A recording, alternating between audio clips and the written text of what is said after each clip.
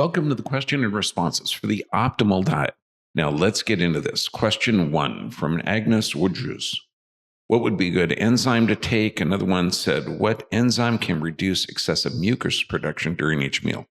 Brilliant. The enzymes, you only got 3 things you got to break down. Okay, protein, fats, and carbohydrates. So that's protease, amylase, and lipase. And if you're looking at papaya enzymes, those are a great one. But anything that breaks down those 3 are going to be absolutely vital. And when you're looking at excessive mucus production, that's going to be a histamine response. So look at ultimately, that's going to be a gut issue and a nerve supply issue. Because if you have a chronic neck subluxation, where the nerves that supply those mucous membranes are in a compromised state, so they don't know how to respond to the environment. Because like if you take a whole bunch of particulate matter and just breathe it in, that's going to irritate the mucous membranes and cause an increased mucus secretion. Now, if you just have spicy foods or things like that, that's a hypersensitivity reaction. So physical, chemical, emotional. So we look at the physical structures to make sure that the nerve supply is working correctly. Then look at gut health for mucus production. Because if you look at your feet, if the feet have a pink hue to them, and you touch your feet or ankles and it turns white, that's a really cool indication that there's excessive histamine production and it could be a leaky gut. So excessive mucus production is really a clue that there is some type of hypersensitivity reaction, typically gut or the structure. But man, protease, lipase, amylase, those are the 3 things that you've got to break down. And that's why I like papaya enzymes. Those are really, really good. Now, please like this video, subscribe to our channel, and spread this vital life-saving information. Question 2 from Kathy Jennings. Some fish like cod causes allergic symptoms, mouth swelling, throat swelling, can't breathe. That's a big deal. Some fish cause allergic symptoms, miserable and scary results. Are cod toxic? This is where we go into where the fish is. So now the larger, more predatory fish in cod, shark, halibut, king mackerel, all of these things are predatory fish. And since there's a whole bunch of pesticides and chemicals in the oceans that little fish take up, so the more little fish that the big fish eat, the more toxic levels develop in the fish. This is why like tuna, king mackerel, Atlantic cod it can be in the toxic level.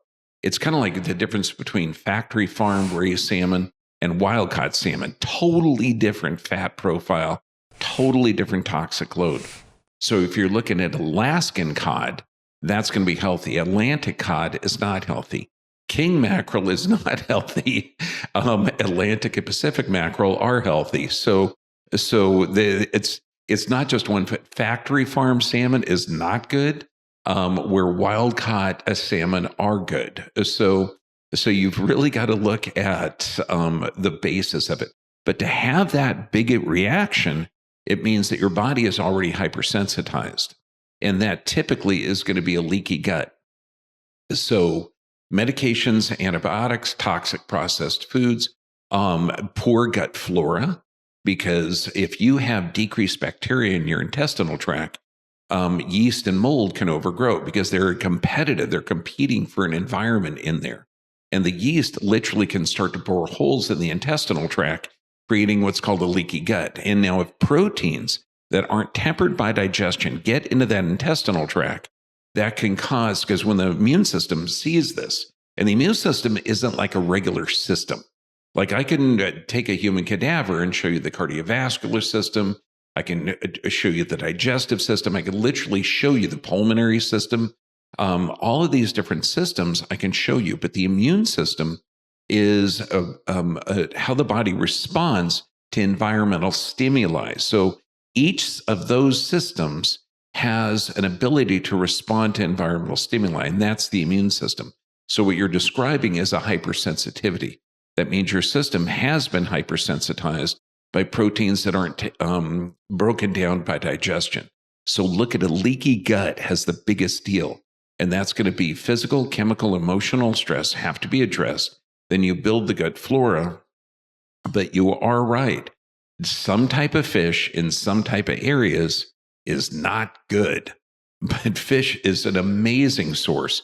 If you get healthy fish, that's why we say anchovy, mackerel, sardines, and wild caught salmon are very, very good, healthy fish. But then, well, king mackerel is dangerous. Yeah, you're right. And cod is a good, healthy fish if it's caught in Alaska. So the location of the fish, where it comes from, farmed or wild caught, and the type of fish are incredibly important. So great question. Question 3 from Great Blue. Wait, produce can still be called organic if it receives pesticides? And someone else replied that your local farmer should be your supplier. Absolutely. See, it can be grown organic, raised organic, but if it crosses state lines, that thing can be sprayed with herbicides, pesticides, a bunch of things. So even though it's labeled and grown organic, if it crosses state lines, you're in trouble. So the absolute best, grow your own food. Look at vertical gardens. Even if you're living in an apartment, there's some stuff that you can do to supplement the produce that you buy. But then go to local farmers markets, and farmers are cool. I mean, every time I go to one of the farmers markets, you can talk to these people. And when you live closer to the land, you're closer to harmony with our world.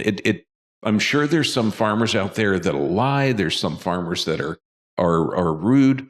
But man, you talk to people that work, and growing your own food is magic. You put this little seed in the ground and it explodes with beautiful abundance. And then you get seeds from that and you can keep growing.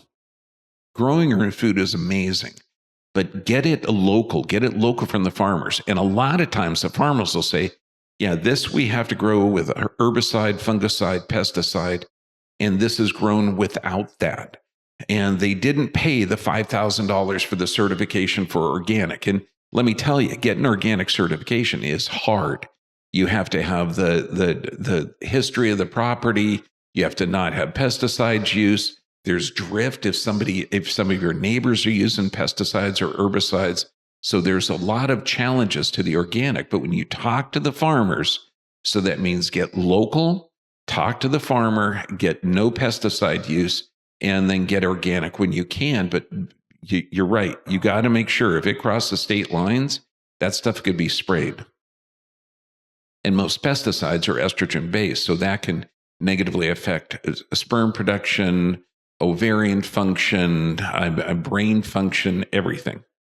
Question 4 from Lynn Cognito. A book called The Blue Zones. That's the title to learn about the Mediterranean eating. The Blue Zones by Dan Buettner. What's interesting, it doesn't advocate Mediterranean eating. And I love this other one comment from Polly BMI. The Blue Zone myth was debunked a lot of times. Well, it's not a myth. I mean, what this guy did, he took 6 areas around the world where people consistently live healthy over 100. That means healthy body, healthy brains. And they had totally different diets. There's one vegan culture in Loma Linda. There's in Sicily or Sardinia, they drink, the oldest living males on the planet, 7 liters of red wine a month. And in Loma Linda, they're teetotalers. Then in Okinawa, another group. In Costa Rica, another group. So in Greece, another group. So all around the world, different diets. But the consistencies are amazing. Whole food, absolutely.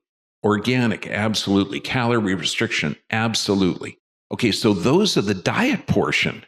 But in the book, The Blue Zones, they also had daily exercise. They had fantastic sleep patterns, and typically around 7 hours a night, which is what we advocate.